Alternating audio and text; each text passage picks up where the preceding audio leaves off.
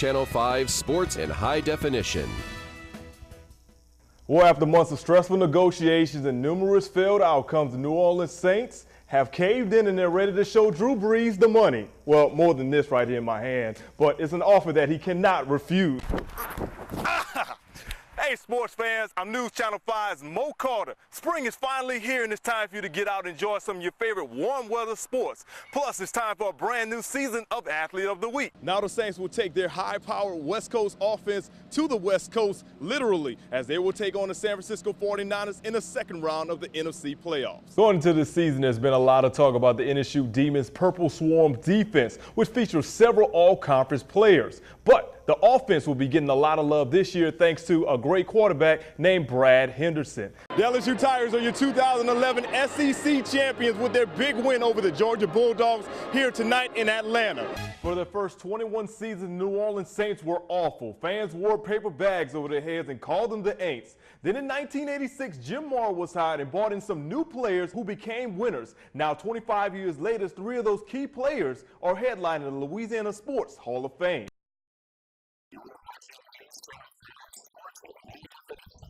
Today in New England, a Saints team that's been known for Bountygate practiced against a Patriots team that's been known for Spygate. The two teams are doing a joint session in preparation for their preseason game for tomorrow evening. The Saints love to practice against an elite team because it brings out the best of their team.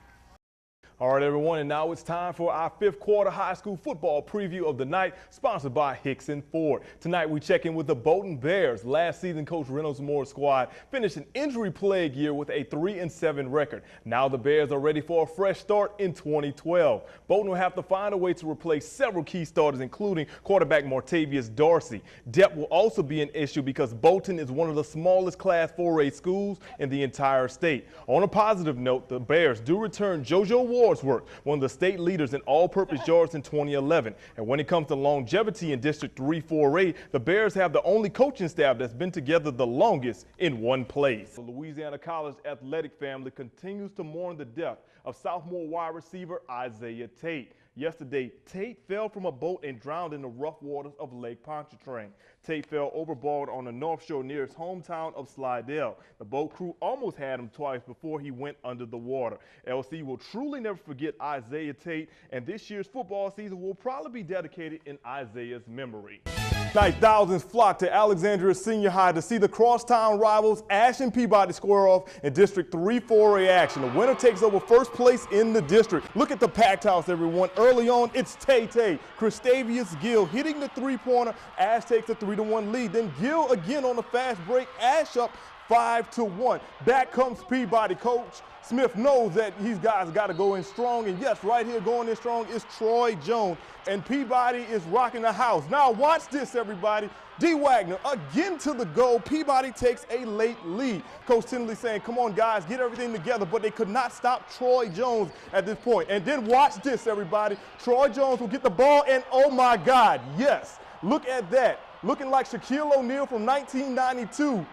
Don't do it to him, Troy. Oh, man. So they had to switch the game to Brain Middle School. Yes, that is Brain Middle School, as you see, everyone. Peabody was the one who went on to prevail by a final score of 66-33. With the win, the Warhorses take first place in District 3-4A. Menard Eagles heading up to Wynn Parish to take on the Winfield Tigers in a district battle of undefeated teams. We've been hearing this guy all year, Alonzo Moore. The opening kickoff, Coach Freddie Hallman said, don't kick it to this guy, and this is what happens when you do. 90 yards, 4 touchdowns. Winfield is already up 7-0. Menard gets the ball, and they go 3 and out, so they are forced to punt. Would they punt it to Alonzo Moore? Yes, they do. Alonzo Moore makes them pay. Gets some great blocks. He's on the left sideline, and 65 yards later, he scores a touchdown. 14-0. Winfield leads. The final score, Winfield goes on to win this game big, 48-6. Finally, in tonight, some more sports. If you've ever been to a sporting event, you know about the Kiss Cam. It gives you 5 seconds to kiss your sweetie and look good on the TV screen. Well, at Team USA's game against Brazil, President Obama and his wife Michelle were part of the deal. At first, they didn't do it, but they came back, got a second chance. Look at the president laying one big old one on the lips of the First Lady.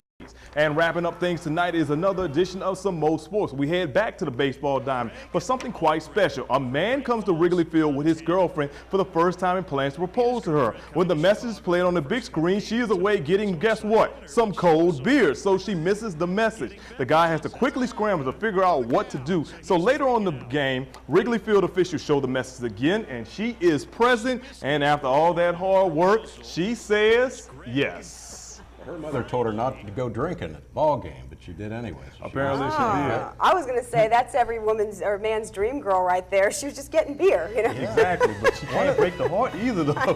one of these days, one of those girls is going to say, no. Oh, Lord.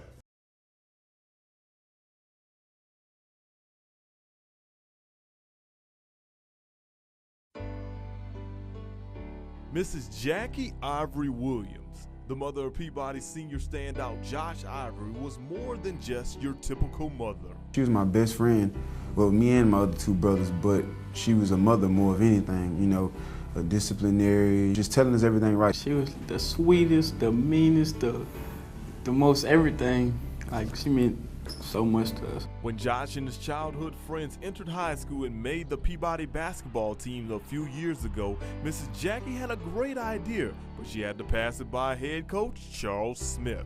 She asked me would it be okay for her to come in and be the team mom, you know, for these young men. And I told her yes, you know, I had no problems with that.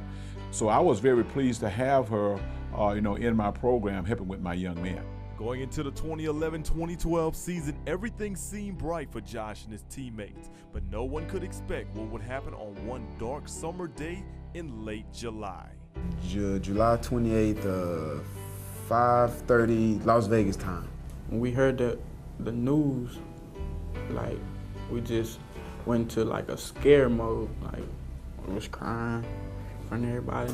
Like, I was shocked about a long time until I got home. Due to failing health and an enlarged heart, Mrs. Jackie had gone to a better place, leaving a void in the hearts of so many. With his mother gone, Josh didn't even know if he wanted to play basketball during his senior year. But after having a heart-to-heart conversation with some close friends and mentors, that all changed. And having Coach Smith and his staff on my side, so I was like, well, you know, I'm gonna do this. We're gonna win the state championship this year. My teammates motivated me. I don't think he had no doubt in his mind that he wasn't doing that for his mom. As a team, we told him we was gonna help him, man. Midway through the basketball season, the War Horses decided to officially dedicate their season in memory of their fallen mother. And just to make sure that no one forgot about Mrs. Jackie, Josh wore a t-shirt with his mom's face on it for every home game for motivation. The shirt just was another motivation for me, like she was there with me. And by wearing the t-shirt in memory of his mom, I think that was a kind of calming effect to help him kind of move forward and start back to concentrate on his basketball. High motivation would drive the War Horses all the way to this year's state title game where they crushed St. Augustine in the finals. The basketball team had done it for their fallen mother, but there was one more goal that everyone had to achieve to make their team mom proud. That moment came on April the 11th when Josh, Dee, and the rest of the War Horses all signed college scholarships to play basketball at the next level. She'll be proud, man, really, really proud of me. And my teammates just being self-motivated for everything. I think she'll be real proud of me. I knew at that moment when he signed those papers that she was smiling down on him.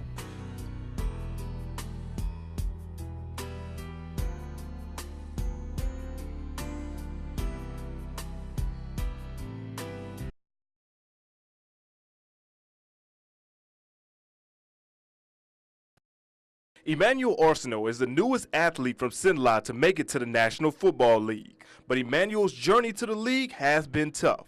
In high school, he didn't play a down for 3 years and almost gave it up. I made the most of my senior year, and what made it even tougher when you're talking about adversity was on my birthday. I broke my arm in Wiseman, and I was able to come back. That game I came back was against Ash, and man, it was an embarrassment. That week, man, had taught me a lot just to build my courage back up, to believe in myself. I was able to earn a scholarship to where I was able to attend Alcorn State University. At Alcorn, Emmanuel competed against 12 other wide receivers for playing time. So Arsenault made a change for the better and ran track. Just as Arsenal made his change, Alcorn State made some big changes of their own. My senior year, we was able to come in with a whole new coaching staff, so now you really proving yourself all over again. Finishing his career with 99 catches, over 1,600 yards receiving, and 12 touchdowns. Arsenal was really excited about his chances to be drafted into the NFL. But on the weekend of April 25th, 2009, Arsenal's phone never rang. Still focused on playing professional football, Emmanuel Arceneaux did the next best thing. I just got on the internet one day and typed in CFL football, and it had, 8 teams. When I got there, I found out I'm not competing against the receivers for a spot. When you're in Canada, it's a ratio. So I had to be one of the best Americans out of any position. After flourishing for 2 years in the CFL, Arceneaux finally got his chance to work out for NFL scouts. After many workouts, Leslie Frazier and the Vikings gave Arceneaux his chance. You'd be joyful, but it was like tears of joy, because actually it made me cry, because I thought about, like, man, whoever would have thought I would have made it from John Thomas to Lower Third area.